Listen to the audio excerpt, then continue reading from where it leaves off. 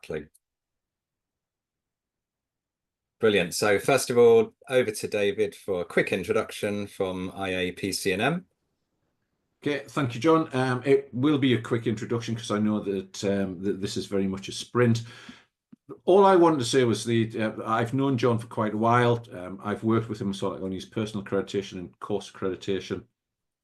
I'm also currently going through the Fully Booked Coach program, and I would fully endorse everything that John does, and it's an absolute pleasure to introduce John for this second sort of sprint talking about LinkedIn.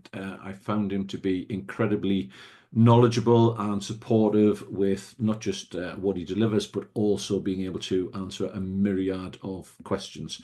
And I would encourage you also to ask as many questions as you have as well. And on that note, over to you, John. Thank you very much, David. So really great to be here. I'm going to recap when you can time me, but I'm going to try and recap in a minute what we did last week in case you weren't here or in case you haven't taken action. The reason I'm going to recap is I'm going to be emotive here. There is no point trying to connect with people on LinkedIn if your profile is not clear. And that's what we did last week. So very quickly, your profile at this moment in time should be the shop window for the offer you're making to your ideal client, nothing else. If possible, remove anything else that you're doing on LinkedIn. If an example is that you are coaching CEOs one-to-one, that is what your profile should say. It makes it super clear when you are connecting with people that they go, this is what John does, or this is what Katerina does. And it's really unambiguous that you are a coach to CEOs, helping them reduce their stress in 6 weeks. That's my tagline. You must have that, or it's going to be very difficult to choose who your ideal client is. So I will just say after David's introduction, I am going to whiz through this to make sure I get all the information over to you in the next 15 minutes. But when I press pause at the end of that, we will have time for some questions. So without further ado, I'm going to share my screen and I'm going to show you how I connect with my ideal client. So a very quick summary for a start. Let me just get you guys back on screen or else I won't know who's here. There we go. So you can see from my profile, it's very clear who I work with. It's clear what I do. And you will also see out of interest that there is no immediate mention of me training coaches and being a fully booked coach. John, we can't see your screen. Aha, thank you. Let me sort that out straight away. Thanks, David. Well, I think that's why everybody was waving. Yeah, I thought it was very great. Thank you. Popular for a second. So, you see who I serve, and everything on my profile relates to my ideal client. My about section, my service section, the featured section. So, who do you connect with? Well, you connect with your ideal client. Who is your ideal client? You should know that from your offer and from the profile. So I'm going to use myself as an example today because it's the easiest thing to do. But if we have time, I am willing and very able to show one of you how you might connect with your ideal client if you can give me some criteria. But what we're going to do is I am going to show you with Sales Navigator. Now, Sales Navigator, in my opinion, it is expensive, but it's the only tool that is going to get you close to your ideal client. Sales Navigator is part of a LinkedIn paid monthly amount. And I think in the UK, it's around about £70 a month. What I will say, though, is if you haven't had Sales Navigator or you haven't had Sales Navigator for a while, LinkedIn will very often offer you the first month for free. They will also, if you cancel after 1 month, probably make you an offer of a half price 3-month subscription for the 3 months following that. Of course, I can't guarantee that, but it's a good incentive to use Sales Navigator. And the reason we're going to use Sales Navigator to find your ideal client is that it has a myriad of filters that you can use to get to your ideal client. So the first thing you need to do is to click on Lead Filters. I'm just going to move a window that you can't see out of the way. Okay, so I'm going to give you my rationale behind each of the search terms or filters that I'm going to use. I serve CEOs and I serve teams within organizations with a 6-week positive intelligence program. So I'm clear on my offer, I'm clear on who I'm serving. So the first filter that I'm going to use today is company headcount. And I will say to you that I have tracked hundreds of people I've connected with, and this is all the knowledge that has come from tracking, because if you don't track who's connecting with you and saying yes, you won't know what's successful or not. I would say when you're sending out a connection request to your ideal client, you should be looking at round about a 40 or 50% accept rate on your connection requests. I will also say that you get 25 connection requests a day with Sales Navigator. So you can send out 25 per day. If you're fairly new or fairly inactive on LinkedIn at the moment, I would strongly advise you to build up that number gradually. So start with 5 connections today, 10 tomorrow, 20 the next day, until you get to your maximum of 25. So with that bit of blurb, we're going now back to the headcount.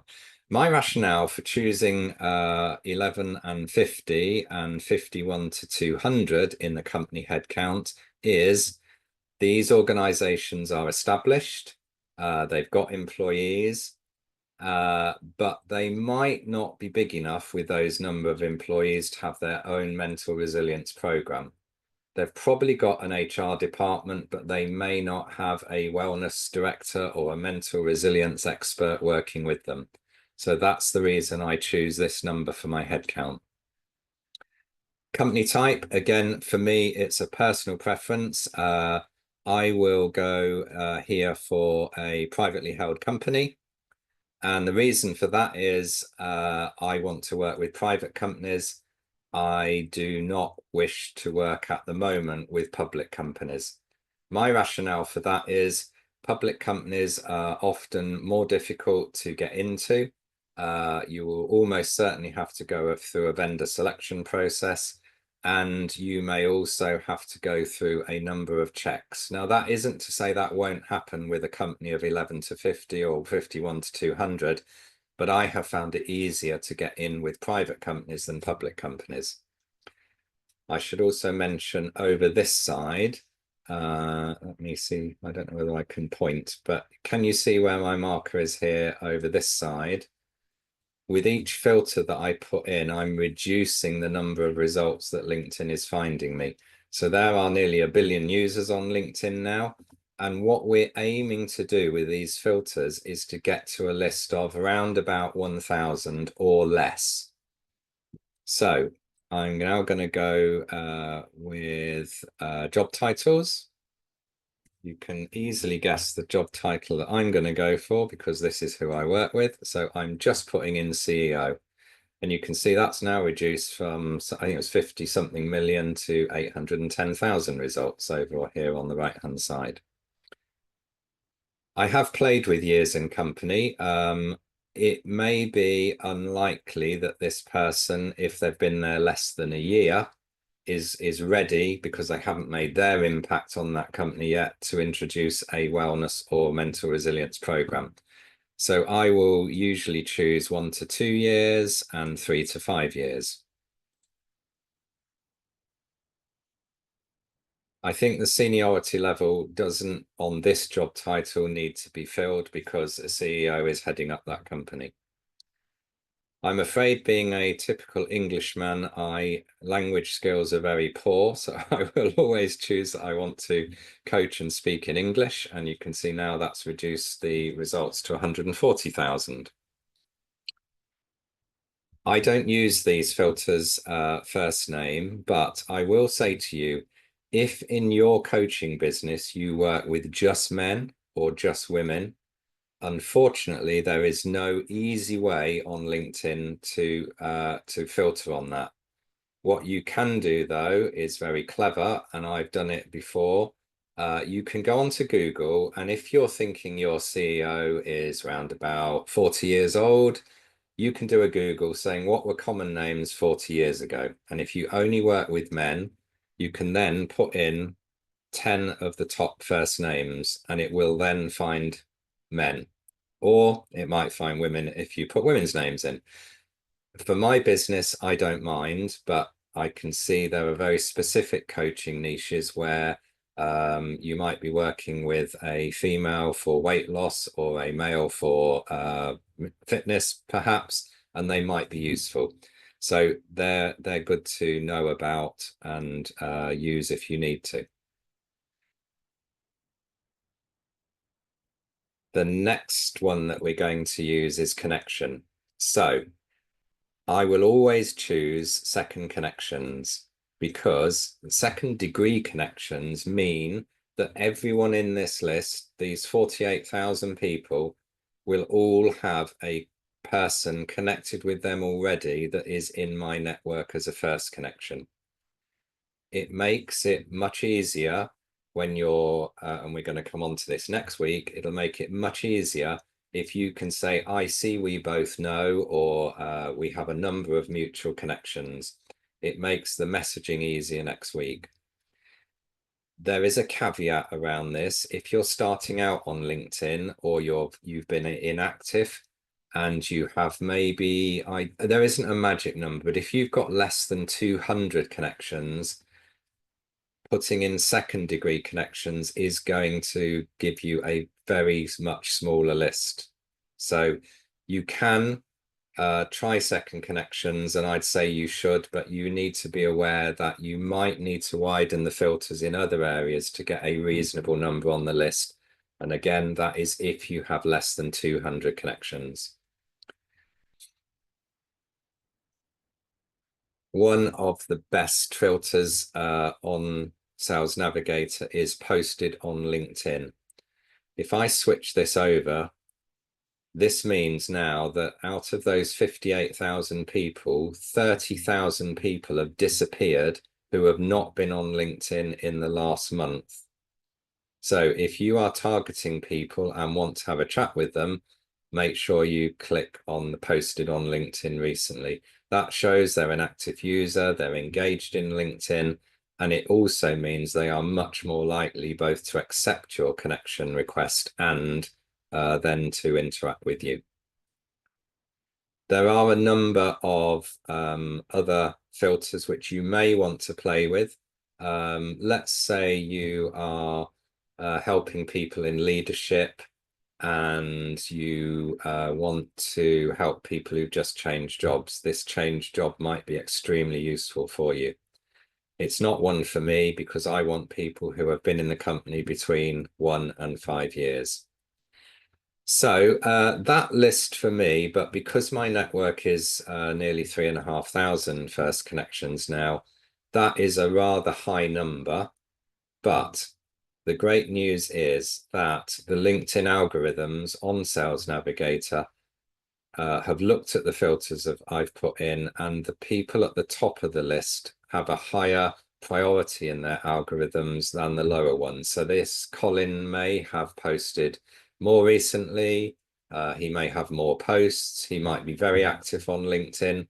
So what I'm saying to you is, if you can aim for a list of around about 1,000 using the filters, great. But if you have a high number of connections, this list is going to get bigger. But the list is in a priority order using LinkedIn algorithms, and they are more likely to connect with you than those lower down on the list. So I'm going to have a quick look at the time, or ask David what time. Sorry to interrupt your swig there, David. How are we doing for time? Yeah, we're on 15:43, so we've got Okay, a bit of time left. Yeah. fantastic. Okay, so as we've Sorry, I got, lied. 15:48. okay, that's fine. So I'm going to press pause now and stop sharing my screen and just ask if anyone does have any questions that they'd like to ask. If there are no questions, then I have another little bit of information to tell you about. So feel free to ask any questions. Lorna. Yeah, it's my dilemma, I think I would say, is around LinkedIn plus a website. You trying to use LinkedIn as enough kind of thing. I just wanted your view on it. Okay, I've a very strong view, Lorna. It might not be everybody's view. I was a coach for 2 or 3 years, trying so hard to get my website up in SEO rankings, trying to get up in searches, constantly keeping it up to date. When I started the Fully Booked Coach program with all the learnings of LinkedIn, I realized, and I can promise you this, I don't get any business through my website now. It isn't really active. I have a website for the Fully Booked Coach program, which I'm going to let you know about in a few minutes. But personally, I don't have a website.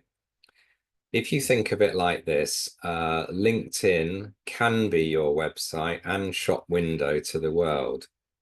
And if you optimize your profile, if you connect with the right people and then send them the right messages, you don't have to worry about driving any traffic to your website at all. You are in a lucky position on LinkedIn in a way that there are 1 billion users. People are 7 times more likely on LinkedIn to buy than any other social media platform, including personal websites. And you're not fighting for rankings, not as such anyway, but I think everybody might realize how difficult it is to get on the first page of Google. And I thought, do you know what? This is not a game I want to play anymore. I would rather be in control of who I am offering my services to, who I'm connecting with, and who I'm messaging. So it's a ready audience who are hungry for coaching and for your services, all laid out for you on LinkedIn. So, and I don't work for LinkedIn and I get no commissions from them, by the way. So, that is my answer, Lorna. You can absolutely come back or ask me anything else, but that is not my opinion. It's based in fact. Every single piece of business, apart from referrals, of course, they're really important, come through LinkedIn and my activity. Katerina. Thank you. I would like to ask, I have a LinkedIn profile. I haven't been active there for a couple of years. Okay. Now I've redone it. Maybe it's not ideal, but yeah, it's better to have imperfect something than perfect nothing. So with this philosophy, I just launched myself out there. I want to ask, so I see myself as a total beginner on LinkedIn. And now I heard you talking about Sales Navigator. So is this something that you suggest right from the day one? Or is there any, let's say, transition period when I can try It, to get oriented in this world? And then after, I don't know, 2 months or it's a great question, Sales Katerina. Navigator, or how should I proceed? Okay, it's a great question, and I'm really glad you mentioned it. I'm going to use an analogy. If you saw a shop in town with all the windows boarded up and a tiny little hole, and you looked inside and it was messy and there wasn't really anything around, you probably wouldn't, if you were the shop owner, advertise that you were open. So what I would say to you, Katerina, is have a look at your profile, get your offer clear, get your niche clear, match your profile with exactly what I've just said. So I am Katarina. I work with middle-aged women who are looking to lose weight. I don't know your niche. And once you have your LinkedIn profile up to date and looking great, it might be a new banner, it might be a new profile picture. That is the time to then get Sales Navigator. Don't get Sales Navigator because you're going to be connecting with people who will probably look at your LinkedIn and go, just like you've said, I don't think this lady's been active for 2 years. So I would tidy it up. I would start posting a couple of things. You might want to do a few teasers saying, I am launching my special program for and your niche in 3 weeks, in 4 weeks. Start a bit of activity, get it really tidied up. Okay. Okay, thank you. Ariane. Oh, John, I'm ready to join your fan club. I have many questions, but I think the simplest and maybe most applicable one is what do you do if you have multiple niches? What do you do on LinkedIn? You choose, Ariane, the niche that is most in line with your values, that brings you in the most money, that you enjoy working in. There is nothing at all wrong with having 2, 3 niches. But, and here's the big but, if you try to speak to 3 or 4 audiences via your LinkedIn profile, they will be confused. So this will be, and I'll say it from a personal point of view, this was my biggest resistance when I altered my profile. I absolutely love, and it's an equal niche with my CEO coaching, is helping coaches win business on LinkedIn. But I decided those 2 niches were so far apart that I would just have my LinkedIn profile for my CEO mental resilience. I will say, Ariane, that if you have a second and third niche, then you need to create a feature section within LinkedIn. You can have a Google on how to do that, and you can showcase there in videos or in text what your other niches are. So my strong advice is choose a niche and go for it. It doesn't need to be forever.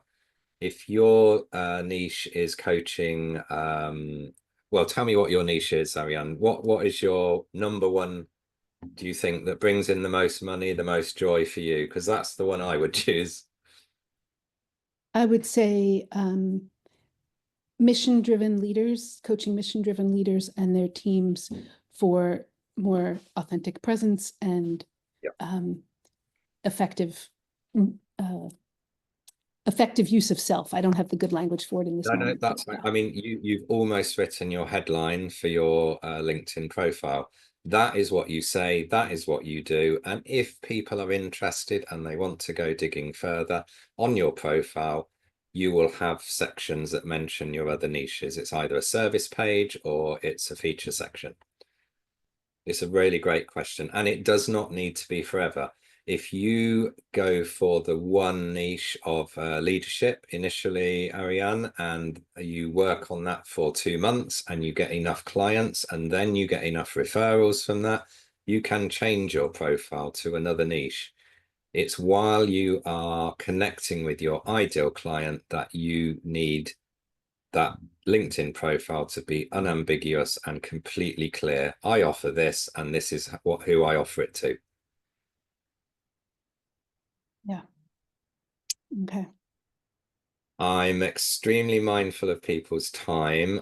We've got probably time for one more question. You're welcome, Ariane. While I do that, I am just put into the chat. I offer an 8-week fully booked coach program. There is an early bird discount at the moment until the 18th of December. And I don't want to put any pressure on you, but if you did decide to join today, you get a free 30-minute session with both me and the co-founder, Carmen. Carmen will work on you in detail, one-on-one with your profile, and I will work on you in creating authentic messages, which is actually next week's subject. So without jumping the gun, join next week. We'll have a similar offer next week. You can see that the Superbird early discount is available until the 18th, so you have got time. And I am never one to put pressure on anybody.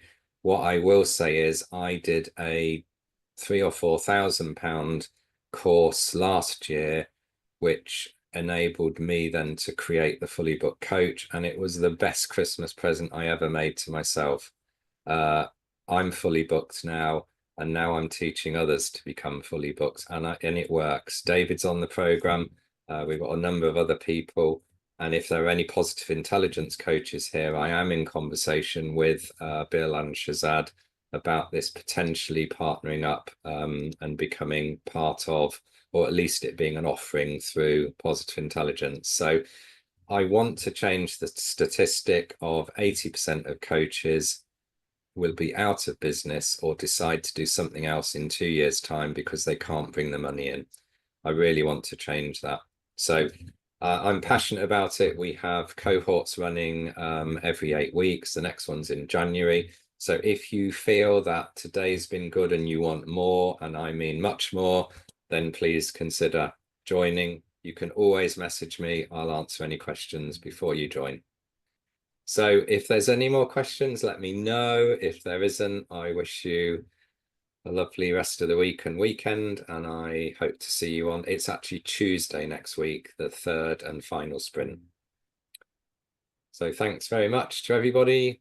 Thank you, David. Take care, everybody.